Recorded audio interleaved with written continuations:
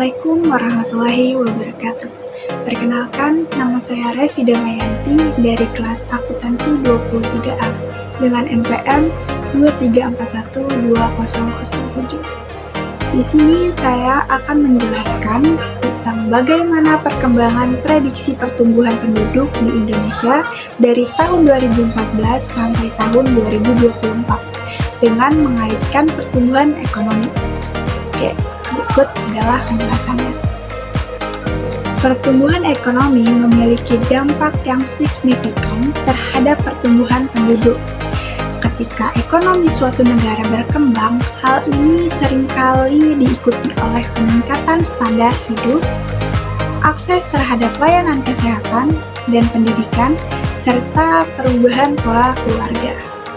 Misalnya, meningkatnya pendapatan dan aksesibilitas layanan kesehatan itu dapat mengurangi angka kematian bayi dan angka kematian ibu saat melahirkan, yang pada gilirannya dapat meningkatkan pertumbuhan penduduk.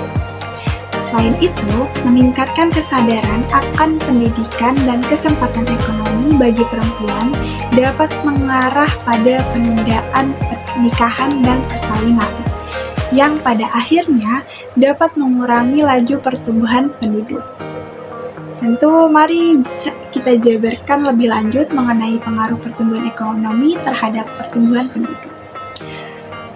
Yang pertama ada peningkatan standar hidup. Pertumbuhan ekonomi itu seringkali diikuti oleh peningkatan standar hidup masyarakat. Kondisi ekonomi yang lebih baik dapat menyebabkan peningkatan pendapatan rata-rata dan penurunan tingkat kemiskinan. Akibatnya, masyarakat memiliki lebih banyak sumber daya untuk menyokong keluarga mereka, termasuk dalam hal makanan, perumahan, dan perawatan kesehatan.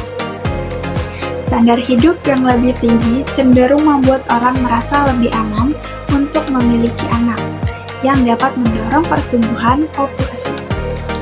Selanjutnya yang kedua, ada akses terhadap layanan kesehatan dan pendidikan. Pertumbuhan ekonomi seringkali diikuti oleh peningkatan akses terhadap layanan kesehatan dan pendidikan. Lebih banyak sumber daya yang tersedia untuk membangun infrastruktur kesehatan dan pendidikan seperti rumah sakit, puskesmas, sekolah, dan universitas. Penyediaan layanan kesehatan yang lebih baik, termasuk perawatan prenatal dan neonatal, serta imunisasi dapat mengurangi angka kematian bayi dan angka kematian ibu saat melahirkan. Hal ini memberikan insentif bagi pasangan untuk memiliki lebih banyak anak karena lebih sedikit anak yang meninggal dalam masa kecil sehingga meningkatkan pertumbuhan populasi. Selanjutnya yang ketiga ada perubahan pola keluarga. Perubahan ekonomi itu juga sering diikuti oleh perubahan dalam pola keluarga. Ketika masyarakat mengalami peningkatan pendapatan dan akses terhadap pendidikan, pola keluarga cenderung berubah dari keluarga besar menjadi keluarga yang lebih kecil. Faktor seperti urbanisasi, perubahan budaya, dan peningkatan biaya hidup itu dapat mendorong pasangan untuk memiliki lebih sedikit anak. Namun, meskipun jumlah anak per keluarga mungkin berkurang karena jumlah keluarga yang lebih kecil, pertumbuhan populasi tetap dapat meningkat.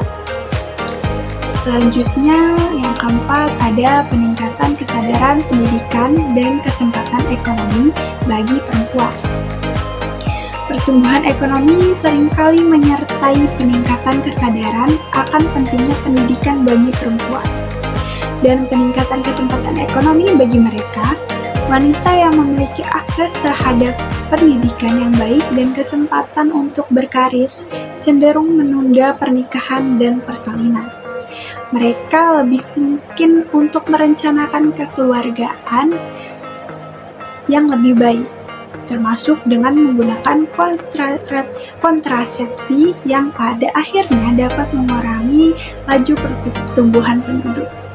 Dengan demikian, pertumbuhan ekonomi memiliki dampak yang kompleks terhadap pertumbuhan penduduk. Meskipun akses terhadap layanan kesehatan dan pendidikan dapat mengurangi angka kematian dan mendorong penundaan pernikahan serta persalinan, peningkatan standar hidup, dan perubahan pola keluarga dapat memicu peningkatan laju kelahiran yang pada akhirnya dapat meningkatkan pertumbuhan populasi suatu negara. Oke, sekian aja video yang dapat saya sampaikan, dan itu dia penjelasan yang dapat saya sampaikan. Kurang lebihnya saya mohon maaf. Wassalamualaikum warahmatullahi wabarakatuh.